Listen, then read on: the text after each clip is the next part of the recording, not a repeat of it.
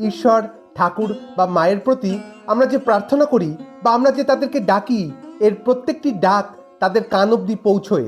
এবং আজকে এর একটি জ্বলন্ত উদাহরণ তুলে ধরব এই আলোচনায়। একবার শিলংয়ে যে সমস্ত ঠাকুরের অনুরাগীরা ছিলেন তারা প্রত্যেকে মিলে একটি সংগঠন গড়ে তুললেন, ঠাকুরের সংগঠন। যে সংগঠনে প্রত্যেক দিন কথামৃত পাঠ, ঠাকুরের গান, ভজন ইত্যাদি হতো। তো একবার ওই সংগঠনের সদস্যরা মিলে ঠিক করলেন যে ঠাকুরের গান তো আমরা রোজ গাই, ঠাকুরের পুজো করি, ঠাকুরের কথামৃত পাঠ করি, কিন্তু এবার আমরা মাতৃসঙ্গীত গাইব, অর্থাৎ মা শারদার গান গাইব।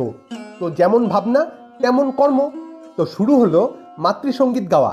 তখন কিন্তু মা রয়েছেন ওই উদ্বোধনের বাড়িতে, অর্থাৎ বাগবাজারে। আর এদিকে শিলংয়ে রোজ মাতৃসঙ্গীত গাওয়া হচ্ছে। এইভাবে 2-3 দিন কেটে গেল এবং 2-3 দিন পর হঠাৎ করেই মা যেন চঞ্চল হয়ে উঠলেন। ওই বাগবাজারে একদম অস্থির হয়ে উঠলেন এবং একজন সেবককে ডেকে বললেন, আর পারি না ওই শিলংয়ের ভক্তদের রোজ ভজন কীর্তনে, আমার কানটা একেবারে ঝালাপালা হয়ে গেল যে। ওরে, ওদেরকে থামতে বল, শিগগিরই ওদেরকে একটা টেলিগ্রাম কর। সেবকটি তো অবাক, শিলংয়ে কে ভজন কীর্তন করছে এখানে বসে মা জানছেন কি করে?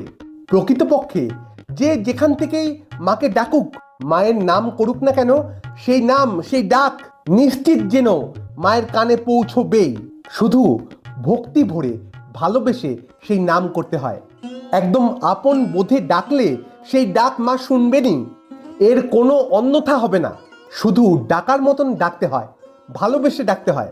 ওই নিয়ম করে দুবেলা মায়ের নাম করলাম, ঠাকুরের নাম করলাম, তাতে কিছু হয় না। শুধুমাত্র নিয়ম ভেবে যেন না করি, একদম অন্তর থেকে ভালোবেসে, যেমন আমাদের কাছের মানুষদের ডাকি আমরা ভালোবেসে অন্তর থেকে, ঠিক সেইভাবে ডাকতে হয়।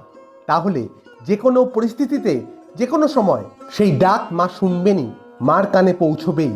কারণ মা যে আমাদেরকে, সন্তানদের খুব ভালোবাসেন। আজ এই পর্যন্তই, আবার দেখা হবে অন্য কোনো আলোচনায়।